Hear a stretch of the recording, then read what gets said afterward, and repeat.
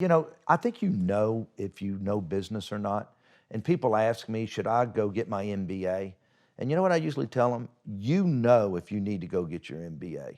If you don't have it inside of you and you understand economics and finance and operations of business, then you need to go get it. Your career path is crazy and awe-inspiring. So how much of that was mapped out? Like when you had that single restaurant in Texas, how big were you dreaming? Were you already thinking aquariums? Like how much of this is you're just going and you're taking a deal as it comes? How much of it is you discovered as you went? Let's do it another way. Let's go back to 10 years old. I walked around with my business, my briefcase. What was it? Full of business. There was no business in it, but I wanted to be a business guy, but you really didn't know what it was. By junior high, I was buying candy and reselling it at school. By high school, I was already trading on the stock market. So let's take these one at a time. So the candy sales. Who gave you that idea? Did you just understand, oh, if I can buy it for less than I sell it, then I can make money? That's just, hey, doing whatever it took to make money. I always wanted to make money. I always had money, even when I was a kid, because I always worked whatever job I could find, whether it was mowing somebody's yard or washing cars or selling lemonade to the construction workers. It was just always about making money. What made you good at selling? That is a very particular skill. Even today, it's all about, somebody said, why are you so successful? Because I sell. And even when you go out and you raise billions of dollars in debt and you're meeting with debt holders, you're still selling yourself. That's what it's all about. You're not just selling the deal. When I was public for 18 years, okay, and you're selling equity, I did 5 follow-on offerings, the most a restaurant company ever did when I was public. And you are selling yourself, and you know your numbers, you know your business, and you make yourself that you know more than everybody else, even if you don't. So to dig beyond the sort of mythology of just the kid carrying the briefcase and, oh, this comes naturally, at some point this becomes somewhat systematic.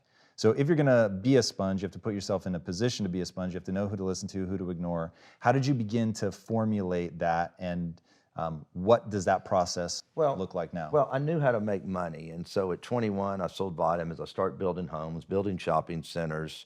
By the time I was 26, I built my first hotel. By the time I was 25, I told myself I'll have my first jet at 35, and I did.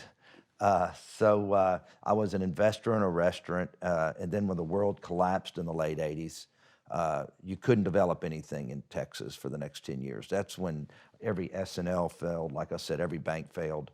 And I just started opening restaurants and did that between like 86 and 92, and then 93. I said, well, you know what I'll do? I'll just build restaurants because I understand this business.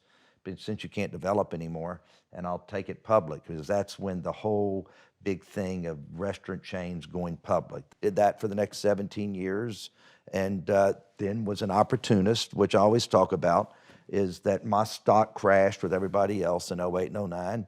When I took it public, I owned 100%. In 93, you wake up, you're worth $100 million.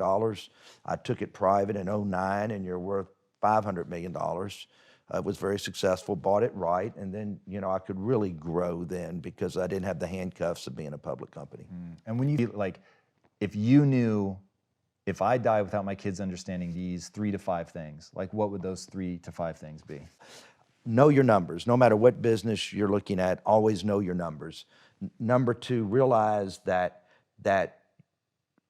we're not successful if that consumer does not come to us, whether they're eating in your restaurants, whether they're playing in your casino, and whether, if you don't have a good product on that basketball court, the fans are not going to come and buy those tickets, the sponsors aren't going to come, and therefore you're not going to have the money to pay for those good players next year. You're not going to be able to pay Russell Westbrook and James Harden each $40 million a year. You've got to always remember, we're only as good as us taking care of that consumer.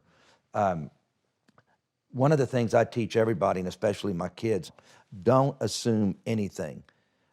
People think if somebody walks in and gives you an answer that it's the right answer. And even when I tell somebody to do something, I don't assume they went and did it. I'll ask them a week later, did you do that I asked you to do? Because that was really important to me. oh my gosh, I didn't do that. And I think that's the biggest mistake people made, is don't assume that everything's running right, don't assume anything.